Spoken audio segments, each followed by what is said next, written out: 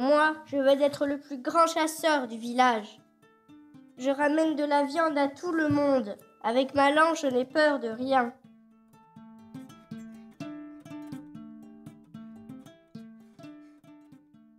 Moi, je suis le chef du village.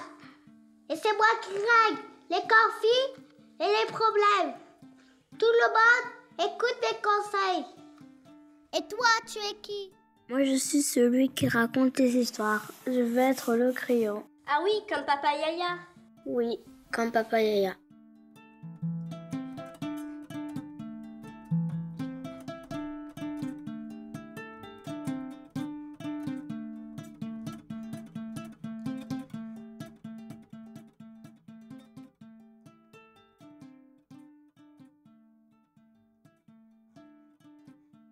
Papa Yaya, est-ce que tu peux nous raconter une histoire? Vous aimez les histoires?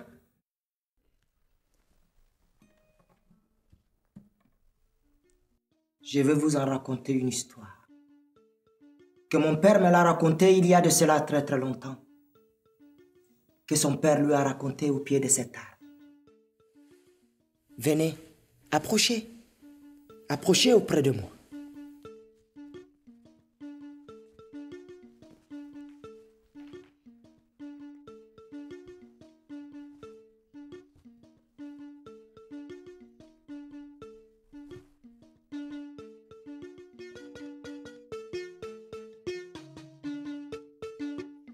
Il y a de cela très très longtemps, vivait un vieil homme.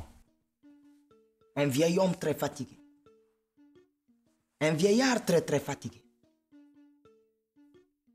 À un moment donné, il sentait qu'il risque d'aller au pays des ancêtres. Mais pour aller au pays des ancêtres, il faut qu'on transmette quelque chose qu'on nous a transmis. En ce moment-là, le vieil homme, il avait 3 enfants. Mais pour transmettre ce qu'on nous a transmis, on ne donne pas comme ça selon l'âge. Il faut avoir des preuves. Alors un matin, le vieillard, il a appelé ses 3 enfants. J'ai voulu tout simplement vous regarder la case qui se trouve juste en face de vous. Celui qui arrive à remplir la case aura la sagesse des ancêtres. Bon, d'accord.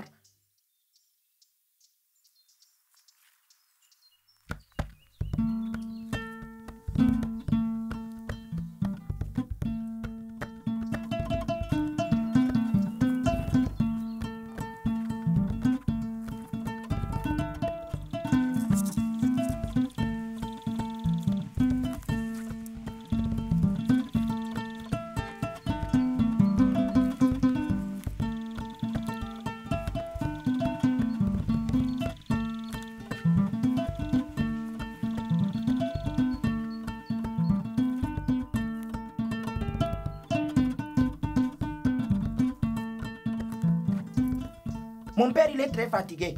Il veut aller au pays des ancêtres. Mais il nous a dit, celui qui arrive à remplir la case, il aura la sagesse des ancêtres. Mais c'est très simple. Achète des légumes. Achète des fruits mûrs. Achète tout ce que tu vois devant toi. Et remplis cette case avec tout ce qu'il y a à manger. Oui, c'est une bonne idée. Merci, grand-mère.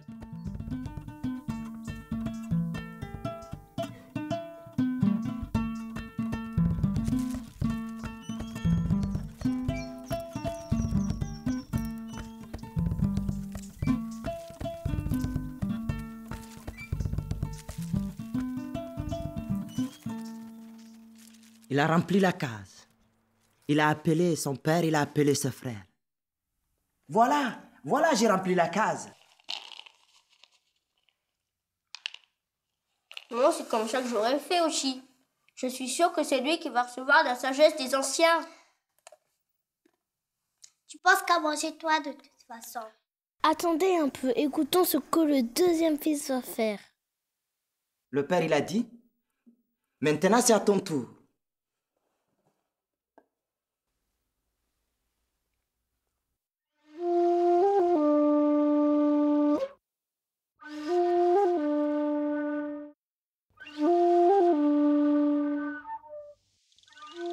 Bon, d'accord.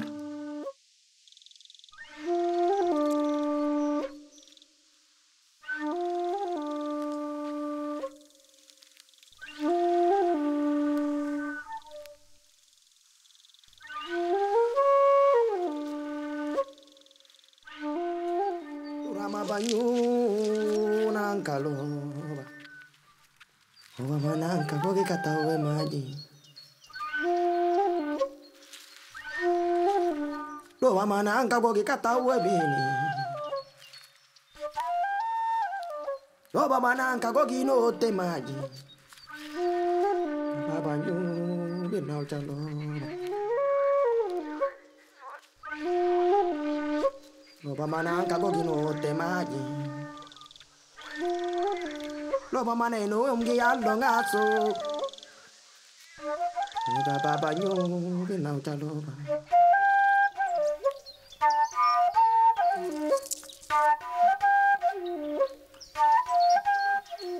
Mais écoutez, notre grand-père, il nous a donné une devinette. Cette devinette était transmise à mon père et mon père a lancé à son tour. Celui qui arrive à remplir la case, il aura la sagesse des ancêtres. C'est trop beau ce que tu me dis, fils. Il n'y a pas plus beau au monde que l'odeur. L'odeur de parfum. Achète de l'encens, achète le parfum et remplis cette case. C'est vrai ce que tu dis. C'est une bonne idée. Je vais remplir la case avec de l'odeur.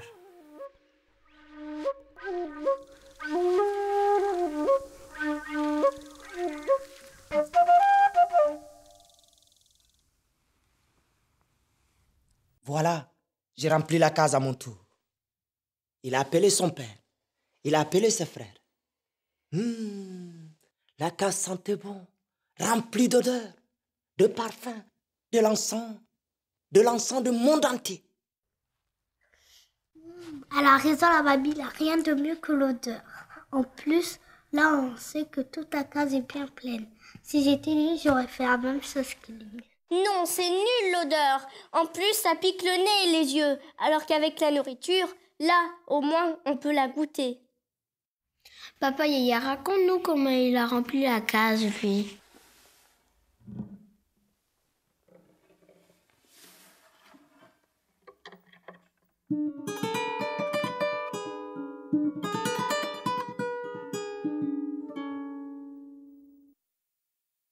Le père, il a dit, j'entends encore la voix de mon grand-père. Il faut que tout le monde fasse cet exercice pour que je donne la réponse. Maintenant, toi le plus petit, c'est à ton tour. Va et reviens.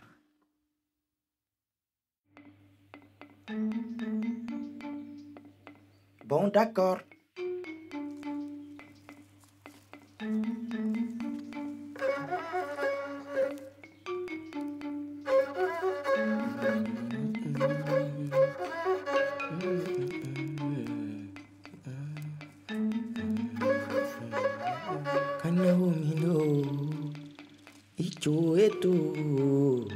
Itu la kada medeser wayatini wai ai melete kanya o mino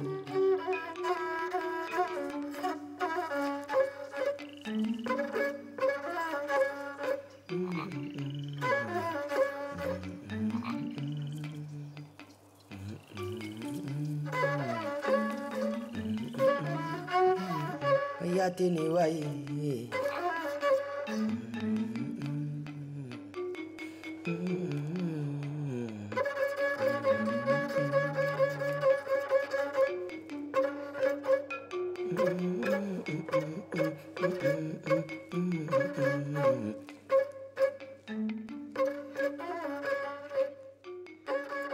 Assis-toi, mon fils. Qu'est-ce que tu veux? J'ai été envoyé par mon père. Il nous a donné une devinette. Celui qui arrive à remplir la case, il aura la sagesse des ancêtres. D'accord. Le premier, qu'est-ce qu'il a fait? Le premier, il a acheté des légumes, des tomates, de tout ce qui passe devant lui, il a rempli la case. Le second? Le second, à son tour, il était aussi quelque part. Il était revenu avec de l'encens. Il était venu avec des parfums de partout. Il a rempli la case. Tu me dis que tu es le dernier? Oui, grand-père. Approche.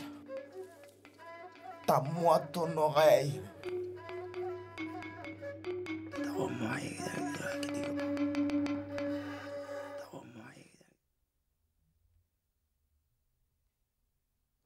Il a écouté le vieux au pied du baobab qui lui a raconté l'histoire.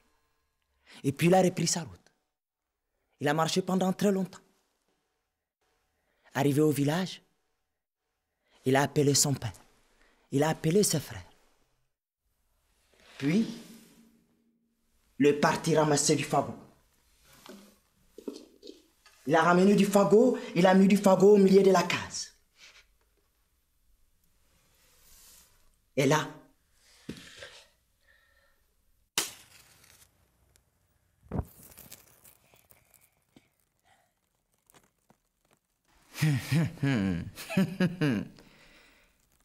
et il a allumé le feu. À mon tour, je vais vous raconter une histoire. Il est revenu le main vide. Il est revenu le main vide. Il y a de cela très très longtemps, vivait un père qui avait 3 fils. Le plus grand s'appelait Jambes. Le deuxième s'appelait Bras. Et le tout petit s'appelait Ventre. Un jour, ils sont venus dire à leur père, « Père, nous on veut aller découvrir le monde. » Leur père leur a dit, « Je vous prie Dieu, trouvez tout ce que vous voulez. » Et ils ont pris la route. Ils ont marché pendant des jours, ils ont marché pendant des nuits. Chacun s'est installé dans son village respectif. Mais un jour, le vieillard assis essaye de se lever. On a entendu ses os commencent à chanter l'hymne de la vieillesse. Je vais aller chercher mes enfants. Le vieux commence à marcher. Il arrive au premier village. Jambé était entouré par beaucoup de monde. Mais il voit un vieillard fatigué. Il s'est levé. Il a dit, « Non, non, ce n'est pas mon père. Vous êtes qu'un simple voyageur. » Le vieillard s'est levé. Il est fatigué. Il a marché. Il a dit, « Ce n'est pas grave. Dans la vie, il y a ceux qui savent donner, il y a ceux qui ne savent pas. » Il arrive au deuxième village. C'était le village de Bras. Il dit, « Amenez-moi chez Bras. C'est mon fils. » Bras est devenu chef de village. Mais il voit le vieux fatigué assis. Il dit, « Non, non, ce n'est pas mon père. Ce n'est qu'un simple voyageur. Va-t'en !» Le vieux, il a dit, « Il y a ceux qui savent donner, il y a ceux qui ne savent pas. » Le vieillard, il arrive en haut. C'était le village de Ventre. Il entre dans le palais. Mais Ventre qui était là assis, il s'est levé doucement. Il a regardé le vieux qui arrivait. Il a reconnu que c'était son père. Ventre est tellement content. Il arrive, il saute, il attrape son père. Il fait un cri. Oui. Il est content. C'est mon père. Je suis le plus content au monde. Le vieillard, il a dit, « Allez-y, appelez-moi Jambes et Bras. » Ils ont envoyé des cavaliers qui sont partis chercher Jambes et Bras. Jambes et Bras étaient venus. Et le vieillard, il a dit, « J'ai été chez Bras. Tu m'as pas reconnu comme ton père. J'ai été chez Jambes. Tu m'as pas reconnu comme ton père. Vous m'avez pris comme un simple voyageur. J'ai été chez Ventre. Tu m'as reconnu.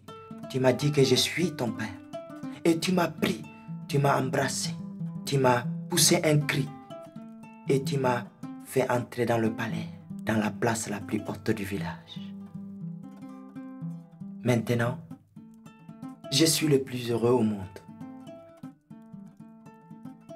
À partir d'aujourd'hui, je vous maudis toute la vie. Vous allez travailler chaque jour, matin, midi et soir, pour nourrir Ventre. Et si vous remarquez bien, depuis ce temps-là, Ventre s'est levé, s'est posé au milieu. Jambes et Bras travaillent matin, midi et soir pour nourrir Ventre. Pendant qu'il racontait, il y avait des gens du village qui sont venus s'asseoir dans la case. Écouter l'histoire avec eux, tous ensemble. Alors le troisième fils, il dit, Père, moi, c'est fini, j'ai raconté mon histoire. Moi, j'en ai rien d'autre. Le premier, il a rempli la case avec des légumes et tout ce qu'il a mangé. Le deuxième enfant, il a rempli la case avec de l'odeur, de parfum, de l'encens qui vient du monde entier. Et le troisième enfant, avec son histoire, il a rassemblé tout le village. Celui qui arrive à rassembler tous les gens du village avec l'histoire, c'est celui qui aura la sagesse des ancêtres. Et même si demain je ne serai pas là, au pays des ancêtres, à chaque fois que tu raconteras cette histoire, partout où je serai le plus heureux au monde.